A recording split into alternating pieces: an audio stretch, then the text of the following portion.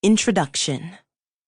Various forms of ancestral communication and worship have been vital, integral parts of many great cultures and religions. Wherever you may be from, chances are your ancestors practiced some form of ancestral communication. From the Gaelic Celts, who celebrate Samhain, to the Mexican Dia de Muertos, forms of ancestor worship have massively influenced modern culture. Ancestral communication can be traced back to mankind's earliest people because as long as there has been the concept of an afterlife, we have prayed to those sent there. Nearly every great culture had some form of ancestral communication. The ancient Greeks would create small shrines in their home to honor the dead. Ancient Chinese emperors would hold massive festivals to worship their ancestors. Also, every pre-Columbian civilization in the Americas practiced worshiping and presenting offerings to their dead.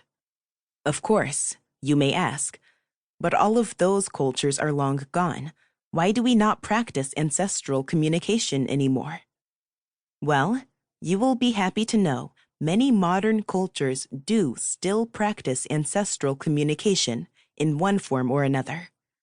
Anyone familiar with Catholicism, Anglicanism, or Eastern Orthodoxy may know of All Saints' Day and All Souls' Day, which, in the Western Church, are observed every November 1st and 2nd, respectively, right after Halloween. In Korea, they practice a few ceremonies called jesa. Typically, these ceremonies are performed on the anniversary of an ancestor's death. In addition to services performed on a specific anniversary, there are also ancestral rites held on the 10th lunar month and tea ceremonies held 4 times a year on significant anniversaries.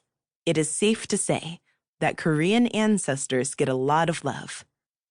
Aside from established religion, most of us have performed some kind of ancestral worship before.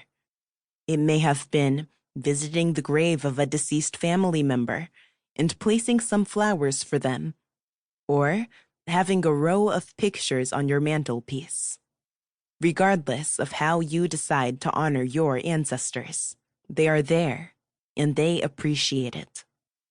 Even if you don't have graves to visit or pictures to place, there are endless of other ways in which you can celebrate and honor your ancestors. As this book continues, we will examine them one by one. To keep listening to this audiobook, I've left you a link in the description so you can do it, at no cost thanks to Audible's 30-day free trial.